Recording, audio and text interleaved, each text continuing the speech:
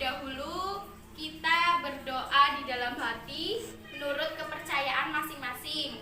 Berdoa mulai. Berdoa selesai. Terlebih dahulu ibu akan mengabsen dulu ya. Nela Afriani, Laili Alia Zazila. Oke, kita masuk ke materi dongeng. Terlebih dahulu ibu akan membacakan kompetisi dasarnya. Yang pertama membaca nyaring teks dengan memperhatikan lafaz dan intonasi yang tepat. Yang kedua menyebutkan isi teks agak panjang yang membaca di dalam hati.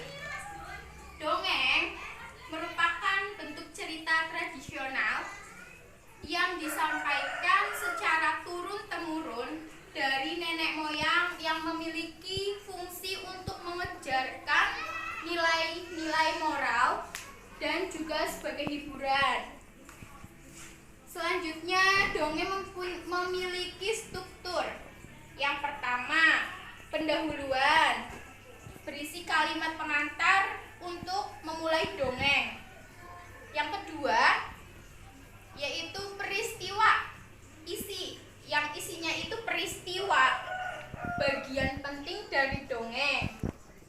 Yang ketiga itu penutup, bagian akhir ceritanya yang dibuat untuk mengakhiri cerita. Selanjutnya yaitu ada ciri-cirinya, yaitu yang pertama diceritakan dengan alur yang sederhana. Alur ceritanya singkat dan cepat. Tokoh yang ada tidak diceritakan secara detail. Yang keempat, peristiwa yang ada di dalamnya kebanyakan fiktif atau khayalan.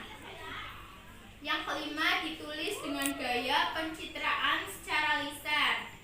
Yang keenam, lebih menekankan pada bagian isi atau peristiwa. Selanjutnya itu ada jenis-jenis dongeng. Jenis-jenis dongeng yaitu mite, sage, fabel, legenda, cerita jenaka, cerita pelipur lara, dan cerita perempuan perumpamaan. Selanjutnya ibu ada permainan. Namanya itu time token. Di sini ibu sudah membagikan kupon yang isinya itu pertanyaan. Nanti kalian bisa jawab atau bisa didiskusikan. Ibu beri waktu 5 menit untuk berdiskusi. Ibu mulai waktunya dari sekarang ya, 5 menit.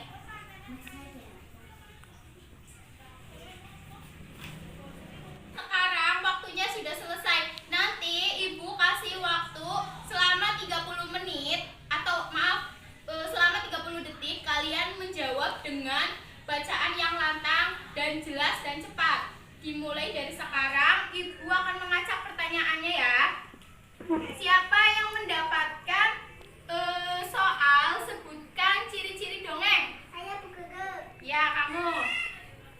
Silakan baca. 1. Diceritakan dengan alur yang sederhana. 2. Alur cerita singkat dan cepat. 3. Tokoh yang ada tidak diceritakan secara detail. 4. Peristiwa yang ada di dalamnya kebanyakan fiktif atau khayalan. 5. Ditulis dengan gaya pencitraan secara lisan. 6. Lisan menenangkan pada bagian isi atau peristiwa. Oke, sangat bagus ya. Tepuk tangan. Selanjutnya, pertama bacakan soal lagi ya. Soalnya tentang apa yang dimaksud dengan dongeng. Saya. Coba Nela baca. Dongeng merupakan bentuk cerita tradisional atau cerita yang disampaikan secara turun-menurun dari nenek moyang yang memiliki fungsi untuk mengajarkan nilai-nilai moral dan juga sebagai hiburan. Oke, tepuk tangan. Sekarang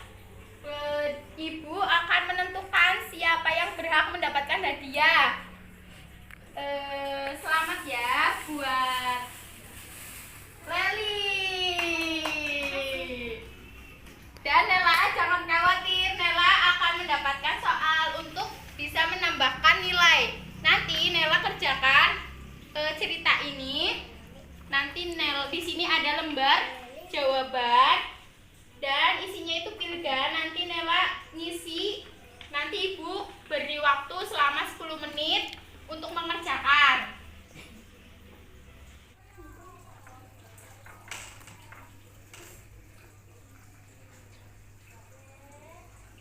Ya, Nela sudah.